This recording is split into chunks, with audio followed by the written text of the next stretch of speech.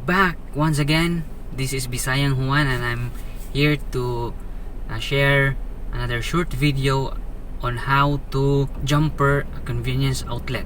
No, the safe way on how to insert or jumper a convenience outlet.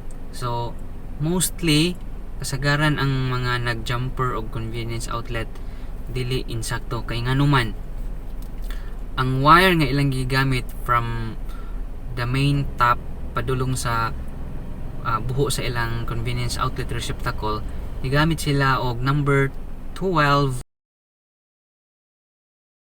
American wire gauge or AWG. Unya ang ilang gi-jumper is smaller size of conductor, which is a violation.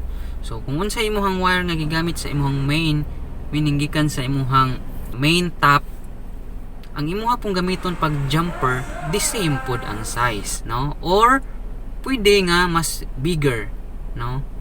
Kay nganuman it is not safe kung ang imuhang jumper smaller size na ang gigamit. Kay for example high power ang imuhang machine nga gisaksak, so of course ang kadtong imuhang main wire makakaya pa to siya sa iyang ampere rating nga suyupon sa maong machine, pero ang gi-jumper nimo gamay man, so posible nga kadto siya masunog na to nga wire, no? So delikado gyapon.